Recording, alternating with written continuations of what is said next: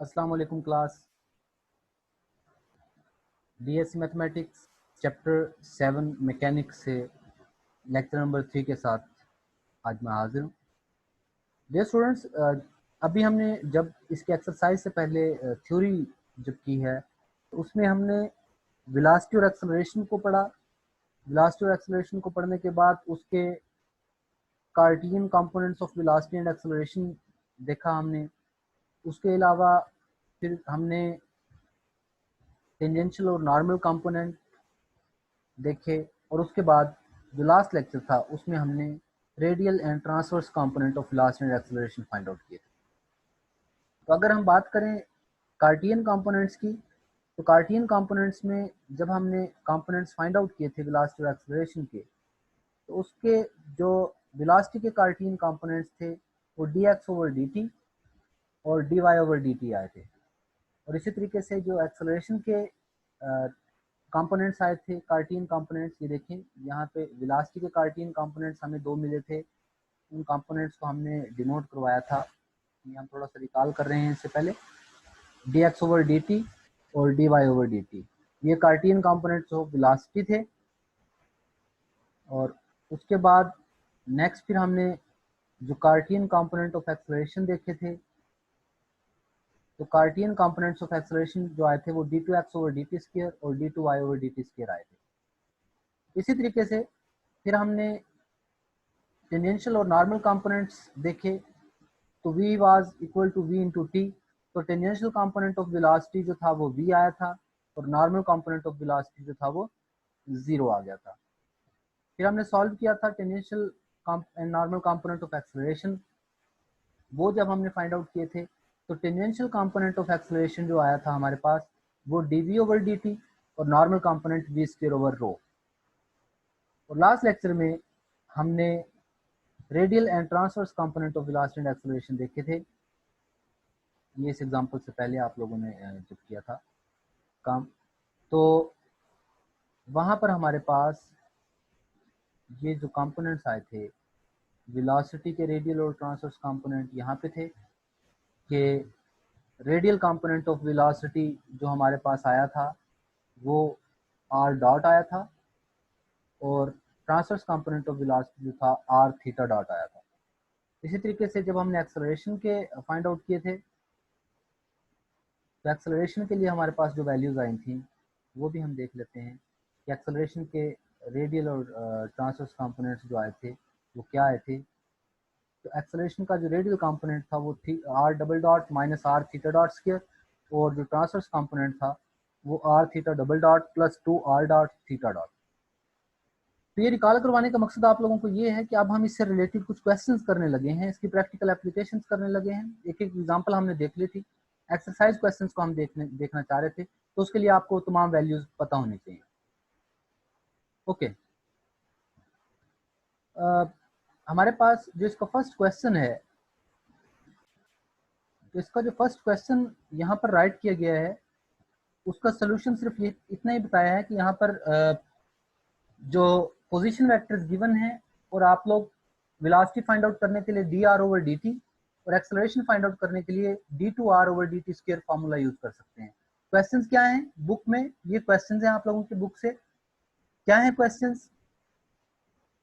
हमारे पास क्वेश्चन है a particle starts from zero origin to t is equal to 0, find its velocity and acceleration.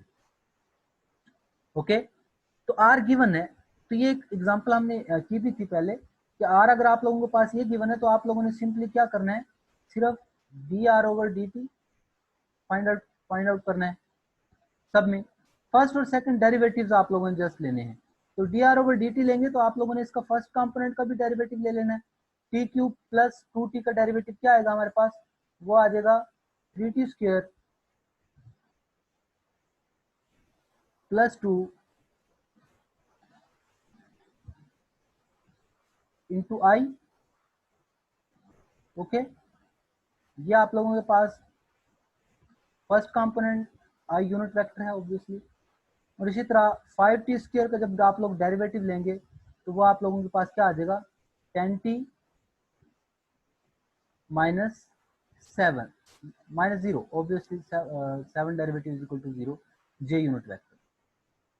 तो ये आप लोगों के पास इसकी वेलोसिटी आ गई है। आप लोगों ने एक्सेलरेशन और वेलोसिटी फाइंड आउट करनी है, लेकिन यहाँ पर एक चीज इंपॉर्टेंट है कि at t is equal to 0, तो जैसे आप लोग वेलोसिटी फाइंड आउट करेंगे, जब टाइम पुट करेंगे तो फिर velocity at t is equal to 0, जो कि बेसिकली ऊपर ही d r over d t हमने राइट किया है वही है, तो ये 0 हो जाएगा। तो ये बच जाएगा सिर्फ हमारे पास क्या भला, 2i।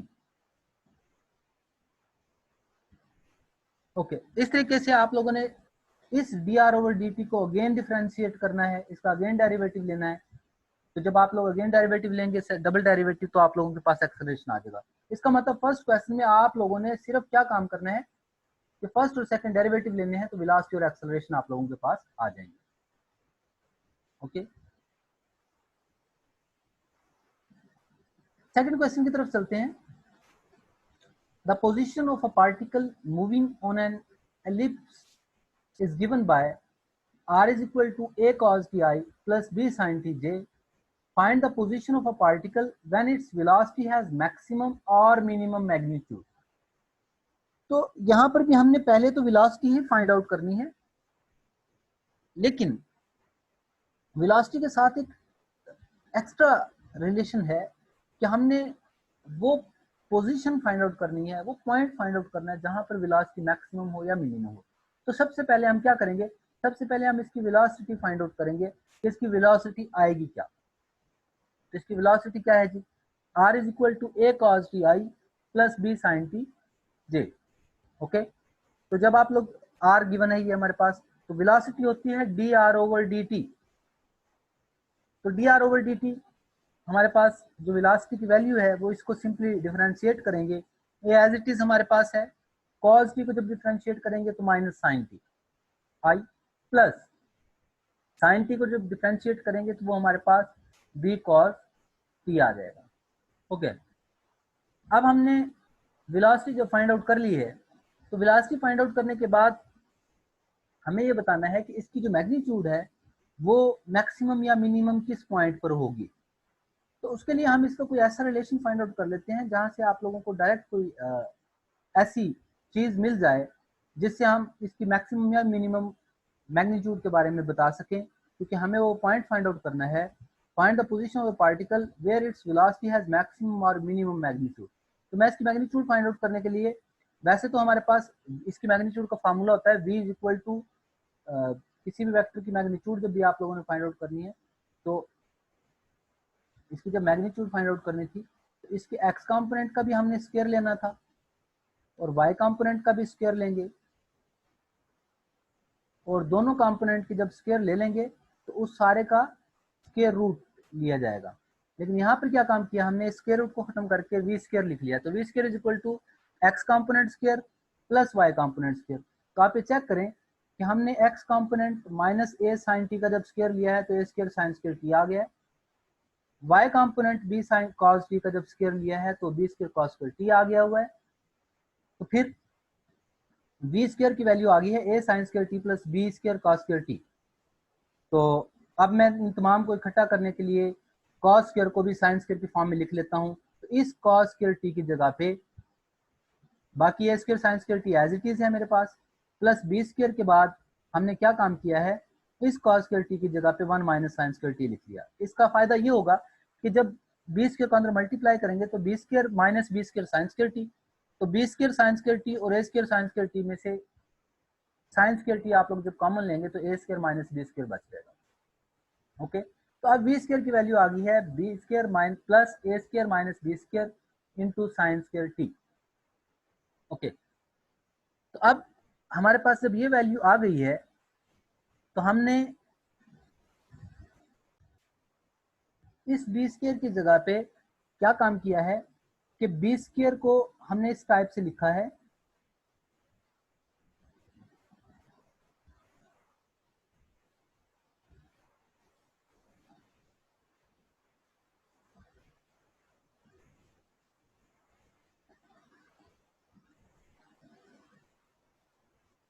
बी स्क्वायर को b square over 2 half b square separate लिखा है, half b square separate. Okay, फिर इन दोनों हाफ बी स्क्वायर को जब ऐड करेंगे तो कंप्लीट बी स्क्वायर ही बन जाएगा, मतलब इसी की जगह पे हमने ये दोनों वैल्यूज लिखनी है। ओके, फिर इसमें ए स्क्वायर ओवर 2 प्लस भी कर दिया और माइनस भी, क्योंकि आप अपनी मर्जी से कोई नंबर प्लस और माइनस कर सकते हैं। तो जब इन दोनों टर्म्स को आप लोग ऐड करेंगे तो ये बी स्क्वायर ही आप लोगों को आंसर देगा। इसका मतलब ये मैंने बी स्क्वायर की जगह पे वैल्यूज राइट कर लिए हैं, सो दैट कि मैं इन दोनों टर्म्स को, लास्ट टर्म्स को क्या कर सकूं, ऐड कर सकूं और कोई फार्मूला कोसाइन की फॉर्म में बना सकूं, या सिंगल ऑर्डर की फॉर्म में एक फार्मूला बनाना चाह रहा हूं। तो मैंने इसको क्या किया, b square plus a square minus b square into sine square t. अब मैं चाहूं तो वैसे इस साइन स्क्वायर टी की जगह पे भी कोई formula 2 sine square t is equal to 1 minus cos 2t over 2 formula apply करके भी इसको सॉल्व कर सकता हूं। अदरवाइज इसको आप लोग प्लस और माइनस करें, प्लस और माइनस करने के बाद जब ए स्क्वायर माइनस बी स्क्वायर और a square minus b square इसमें से कॉमन लेंगे तो उसने 2 भी कॉमन लिया है, तो 1 माइनस 2 साइन स्क्वायर टी बच जाएगा। 1 माइनस 2 साइन स्क्वायर टी हमारे पास जो फार्मूला है 1 माइनस 2 साइन स्क्वायर टी का, वो क्या है, cos 2t। तो cos 2t जो फार्मूला हमारे पास आया है उसको सब्स्टिट्यूट करने के बाद अब ये जो टर्म आ गई है इसमें देखें, ये सारी की सारी टर्म जो है वो कांस्टेंट है। ओके, ये अगर सारी टर्म कांस्टेंट है तो अब इस सारे का इन्हिसार जो है वो सिर्फ किस चीज पे है, cos 2t पे है।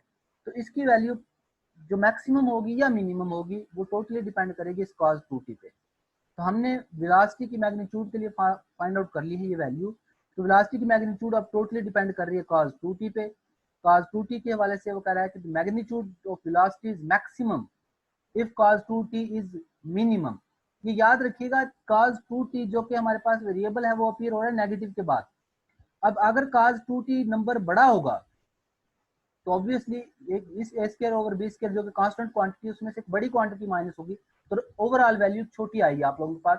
और अगर cos 2t बिल्कुल स्मॉल होगा तो इस वैल्यू में से बहुत स्मॉल वैल्यू माइनस होगी और आंसर इसका बड़ा आएगा।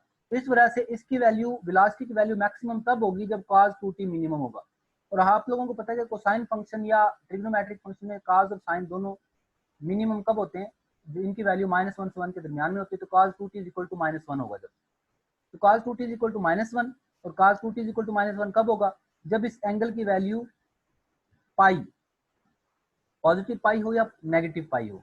तो दोनों केसेस में कोसाइन फंक्शन की वैल्यू -1 आती है।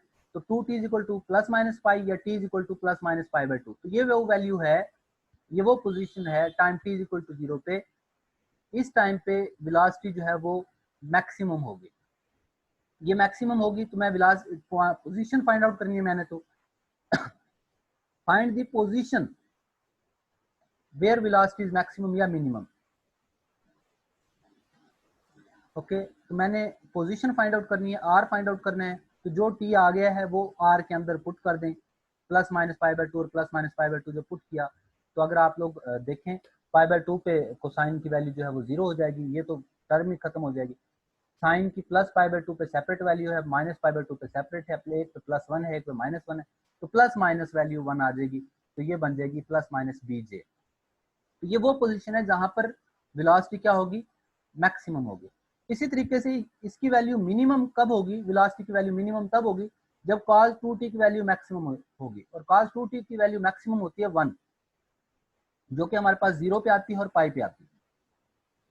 तो अभी हम देख लेते हैं 0 पे और 2 पाई पे सॉरी -1 आ जाएगी हमारे पास। तो cos 2t is equal to 1, ये कहाँ पे होती है, 0 पे होती है या फिर +-2 पाई पे होती है।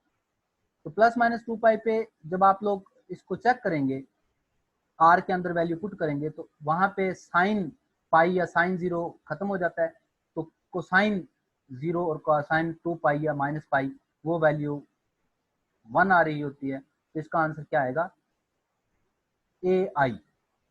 इसकी वैल्यू क्या आ जाएगी मेरे पास, ए आई आ जाएगी, क्योंकि cosine 2t is equal to 1 पे हम देख रहे हैं। तो t is equal two plus pi put करेंगे तो प्लस का 1 आ जाएगा और माइनस पाई पुट करेंगे तो माइनस। ओके,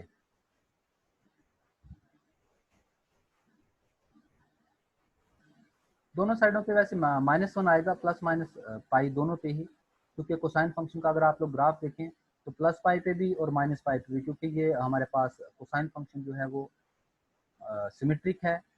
तो इसके अंदर जब पाई वैल्यू पुट करूंगा आर के अंदर, तो आर ये है मेरे पास, तो काज 0 पुट होगा तो 1 आ जाएगा, वहां पे वैल्यू प्लस से आ जाएगी, और काज पाई पुट करूं या माइनस पाई पुट करूं तो दोनों केसेस में वैल्यू -1 आएगी, जो कि माइनस है। इस वजह से आर की जो वैल्यू है वो प्लस ए आएगी या माइनस ए आएगी, तो इस वजह से प्लस माइनस ए आई लिखा होगा।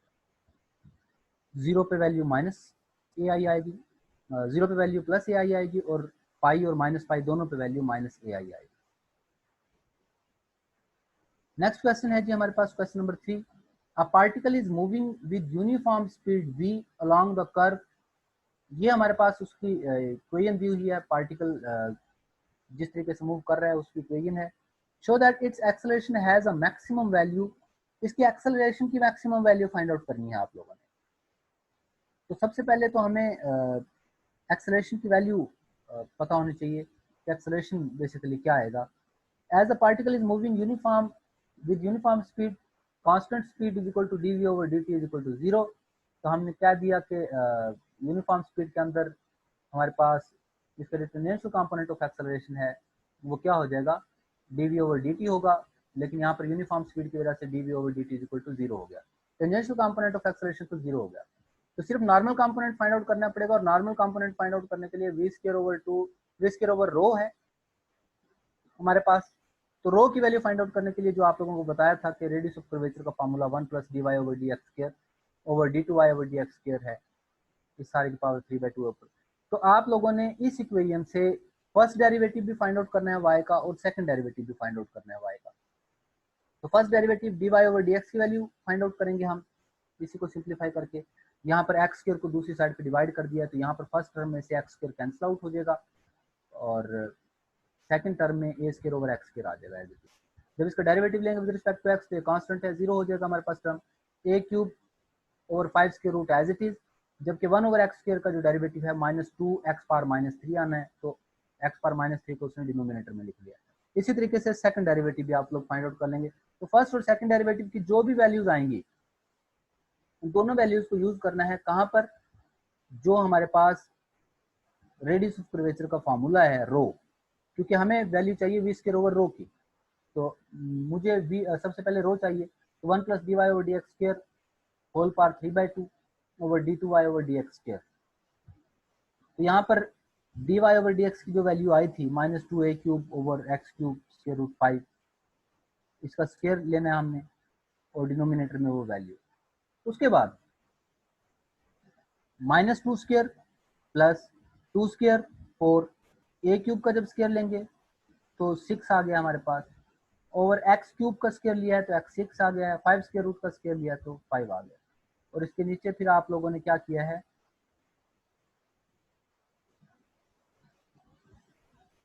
ओके ये जो वैल्यू यहाँ पर लिखी हुई है, ये जो डिनोमिनेटर में जो वैल्यू थी हमारे पास 6a cube over x 4 into 5 square root, तो हमने जब इसको ऊपर शिफ्ट किया है तो क्या हो गया है, ये x4 इंटू 5 स्क्वायर रूट यहाँ पर आ गया है ऊपर, और 6a क्यूब जो है वो नीचे आ गया था।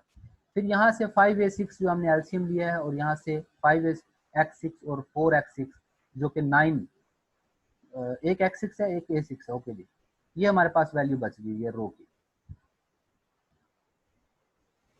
तो रो की जो वैल्यू आई है यहाँ तक हमने रो की इसकी वैल्यू फाइंड आउट की है। अब मैक्सिमम या मिनिमम वैल्यू फाइंड आउट करने के लिए हमें क्या चाहिए, D rho over d x, क्योंकि ये देखें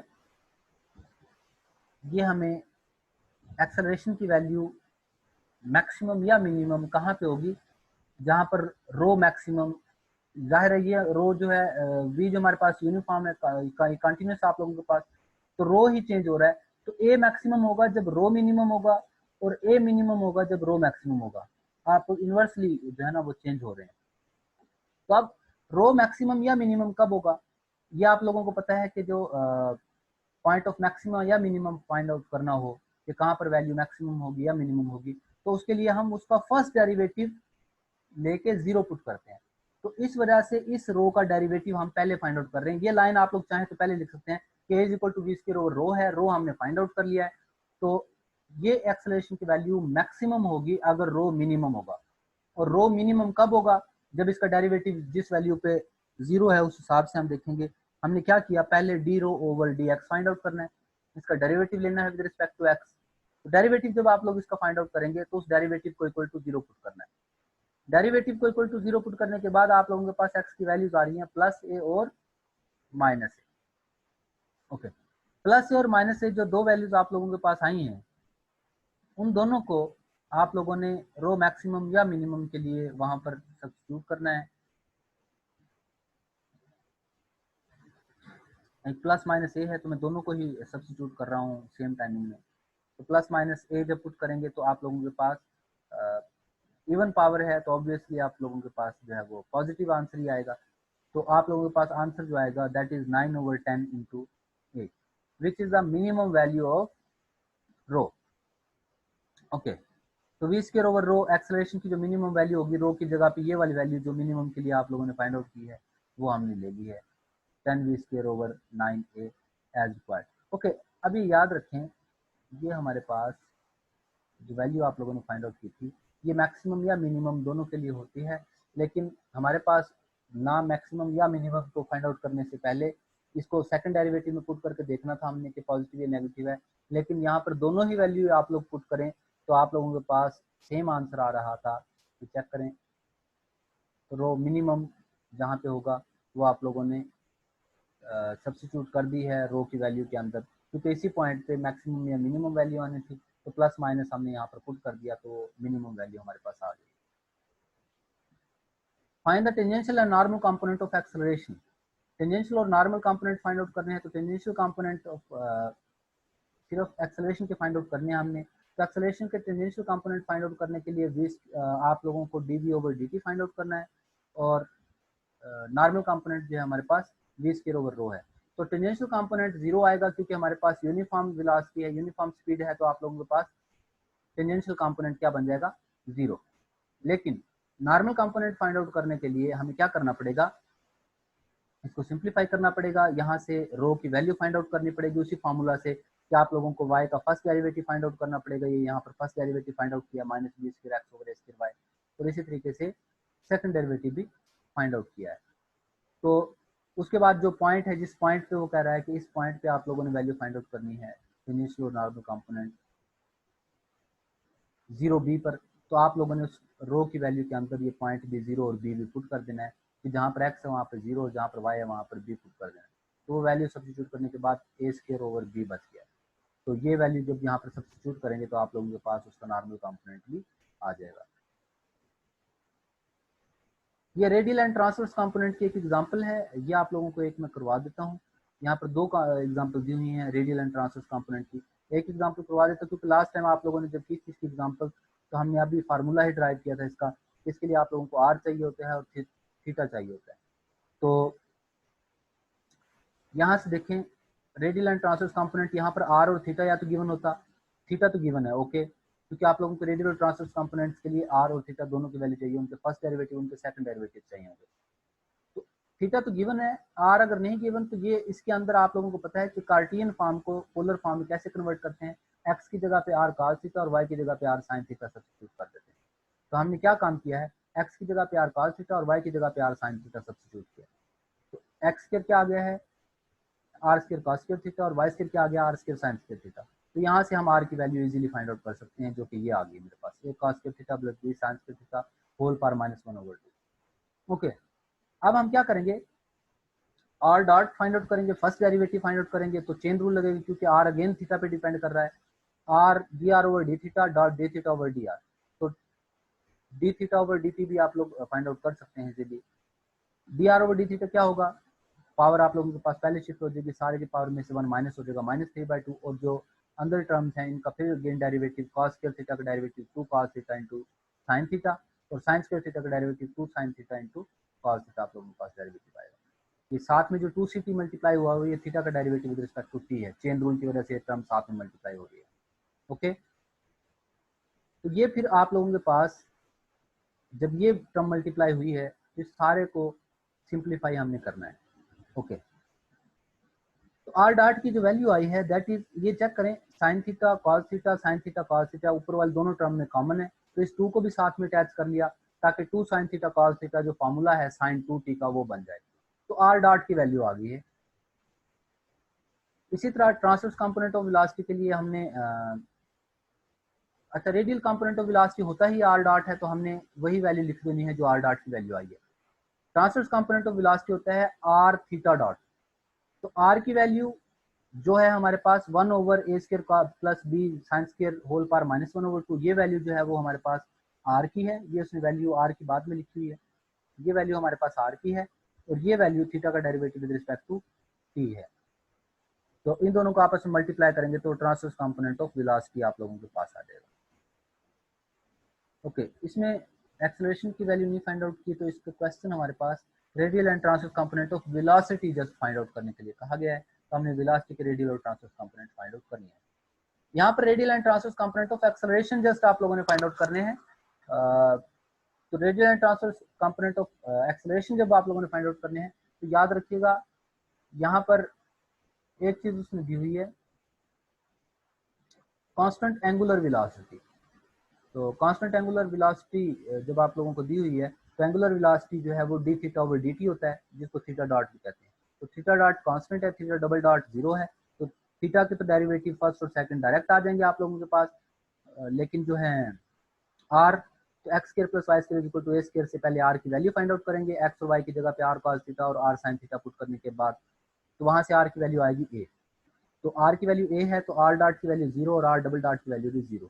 तो रेडियल और ट्रांसवर्स कंपोनेंट का जो आप लोगों के पास एक्सेलरेशन का फार्मूलाज हैं कि r double dot minus r theta dot square, तो आर डबल डॉट 0 है हमारे पास, थीटा डॉट की वैल्यू सी है, तो माइनस ए सी स्क्वायर आप लोगों के पास वैल्यू होगी। इसी तरीके से आप लोगों के पास जो ट्रांसवर्स कंपोनेंट ऑफ एक्सेलरेशन है उसका भी फार्मूला मौजूद है। ये ट्रांसवर्स का फार्मूला है, ये रेडियल का फार्मूला है। ट्रांसवर्स के फार्मूले के अंदर आर डॉट चाहिए जो कि 0 है, थीटा डॉट चाहिए जो कि सी है, आर थीटा डबल डॉट चाहिए, थीटा डबल डॉट, इसके अंदर थीटा डबल डॉट 0 है, इसके अंदर आर डॉट 0 है। तो इस टर्म की वजह से और इस टर्म की वजह से दोनों के अंदर एक एक 0 आ गया हुआ है, दोनों को ऐड करेंगे तो आंसर 0 आ जाएगा। तो इस तरीके से हमने रेडियल और ट्रांसवर्स कंपोनेंट ऑफ एक्सेलरेशन भी फाइंड आउट कर लिया। तो अभी तक जो हमने क्वेश्चन किए हैं इसके अंदर या तो कार्टियन कंपोनेंट फाइंड आउट करने थे। फर्स्ट क्वेश्चन के अंदर जो वेलोसिटी और एक्सेलरेशन फाइंड आउट करना था, जिसमें आप लोगों को सिर्फ आर दिया गया है, तो बहुत सिंपल क्वेश्चन है जिसके अंदर आप लोगों ने जस्ट फर्स्ट आर को derivative with respect to x, sorry with respect to t first time, और फिर दोबारा derivative with respect to t आप लोगों ने लेना है, तो वेलोसिटी और एक्सेलरेशन आ जाएगा। उसके बाद आप लोगों ने इसके टेंजेंशियल और नॉर्मल कंपोनेंट्स फाइंड आउट किए, और फिर रेडियल और ट्रांसवर्स कंपोनेंट से रिलेटेड एग्जांपल्स हमने किए। तो इंशाल्लाह इसके साथ ही इससे रिलेटेड हमारा ये टॉपिक एंड हो गया है। अगर कोई आप लोगों को क्वेश्चन इससे रिलेटेड आप लोग कमेंट्स के अंदर दे सकते हैं, तो उनको हम मजीद डिस्कस कर लेंगे अगर कोई इशू है तो। फिर इसके बाद इंशाल्लाह जो है नेक्स्ट मीटिंग हमारी होगी, उसमें हम कोई न्यू चैप्टर स्टार्ट करेंगे।